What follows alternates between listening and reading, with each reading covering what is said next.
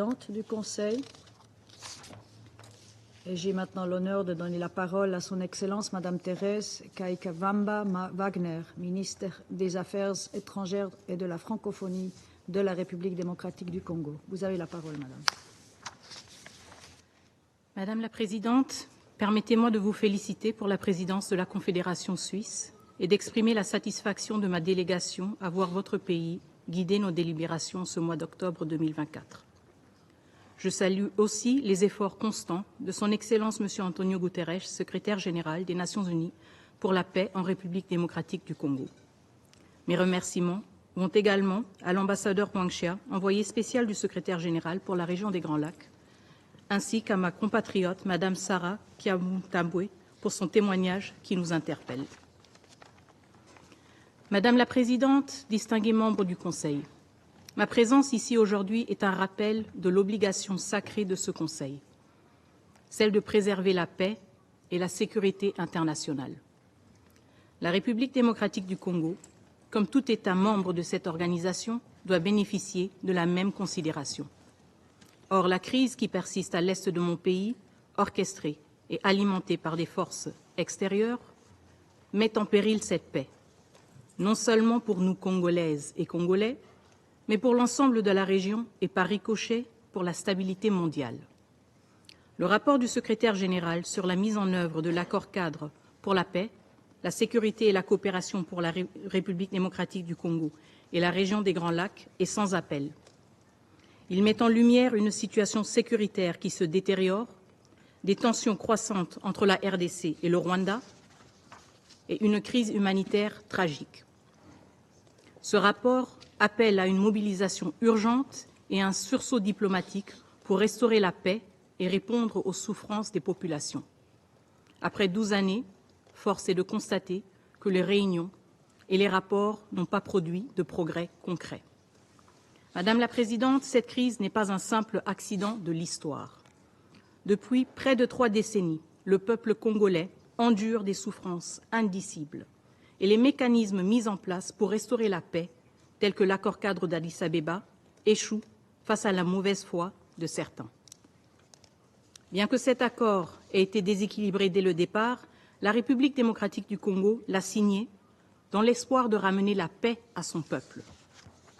Nous avons respecté nos engagements avec sérieux, mais nous attendons toujours que d'autres signataires, notamment ceux qui les enfreignent sans conséquence, soient enfin tenus responsables par ce Conseil avec la fermeté et la clarté nécessaires. Nous saluons l'adoption, le 21 juin 2024, du projet de plan d'action pour la revitalisation de l'accord-cadre, tel que mentionné dans le paragraphe 14 du rapport sous examen. Ce document sera examiné lors du 12e sommet de haut niveau du mécanisme régional de suivi par les chefs d'État avant sa validation, comme précisé dans le rapport S-BAR 2024-700. Une fois encore, notre attente porte sur des actions réelles et non sur des promesses restées vaines. Madame la Présidente, la situation sur le terrain est alarmante et les chiffres du désastre humanitaire dans l'est de mon pays sont accablants.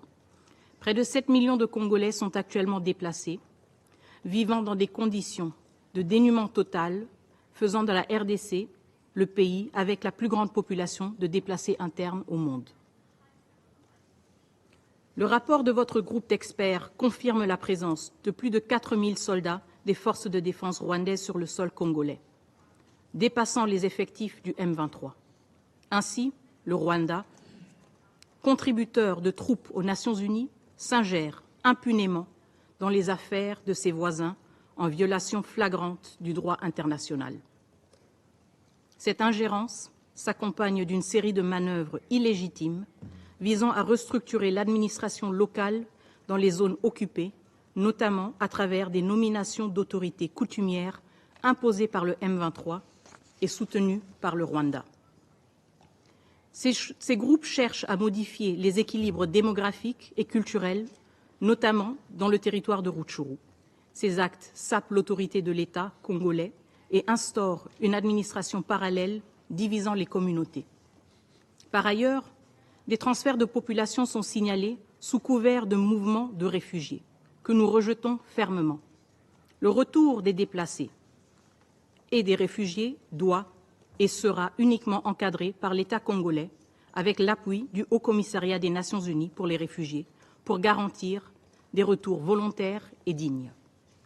Madame la Présidente, distingués membres du Conseil, le processus de Luanda, quant à lui, initié en 2022 pour répondre à cette crise, expose les limites de l'accord-cadre à garantir la pleine responsabilité des signataires.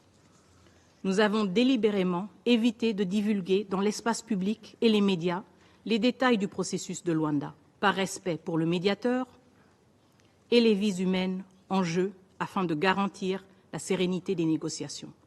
Cependant, il est désormais évident que face à l'urgence de la situation, il est de notre devoir de clarifier devant ce Conseil les véritables obstacles qui freinent ce processus et l'adoption du projet d'accord proposé par la médiation angolaise. Premièrement, le plan harmonisé pour la neutralisation des FDLR et le désengagement des forces. Ce plan repose sur deux volets, l'un pour la neutralisation des FDLR et l'autre pour le retrait des forces rwandaises. Dès avril 2024, la République démocratique du Congo a élaboré son plan de neutralisation des FDLR, avec précision et incluant une évaluation complète de la menace, des opérations militaires et un suivi rigoureux des résultats.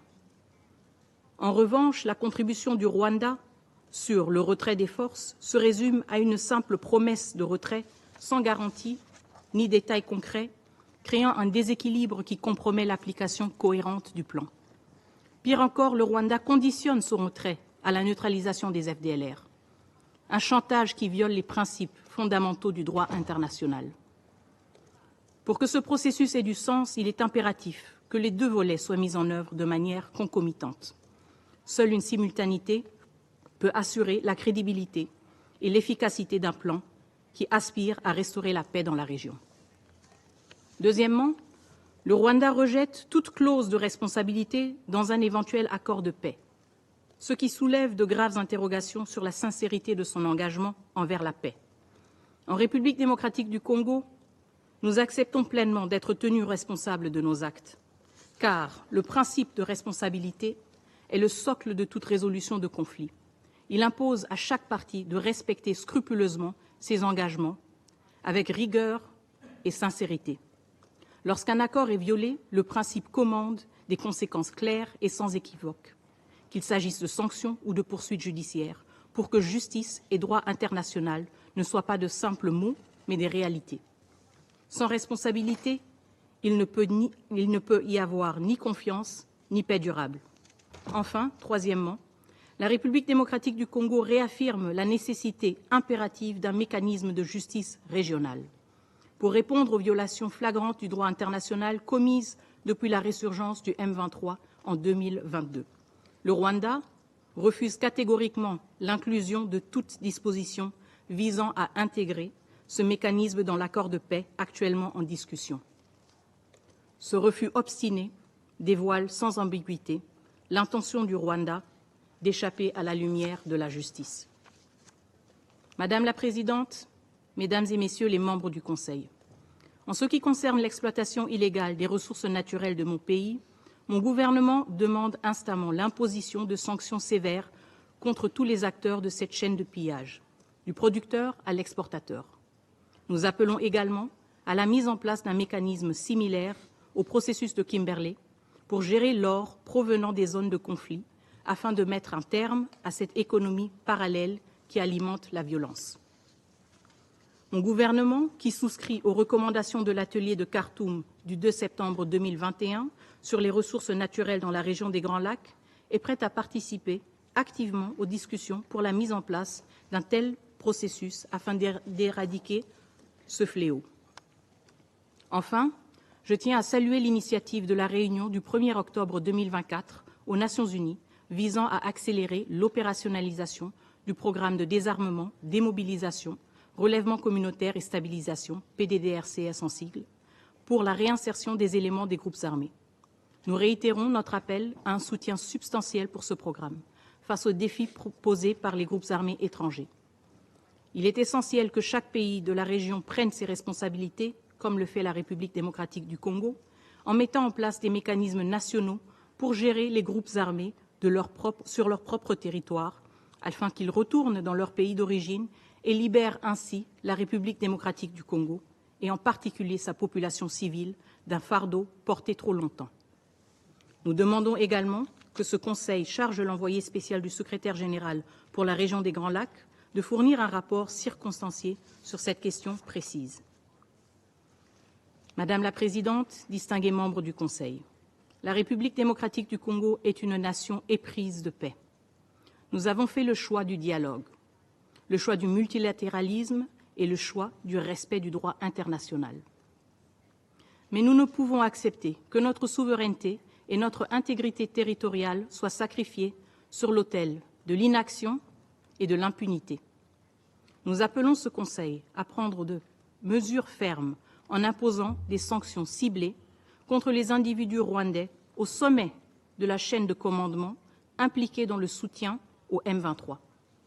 Les rapports que nous avons tous sous les yeux mettent en lumière leur rôle direct dans les attaques contre le territoire congolais, y compris sur des camps de déplacés internes et leur coordination avec des groupes armés. Nous demandons donc que ces sanctions incluent des interdictions de voyage, des gels d'avoirs et des mesures économiques, afin de mettre un terme à cette ingérence déstabilisatrice qui menace la paix et la sécurité régionale. Le Conseil de sécurité doit réaffirmer avec force les principes fondamentaux qui constituent le socle de notre patrimoine du multilatéralisme: la justice, la redevabilité et la paix. Je vous remercie.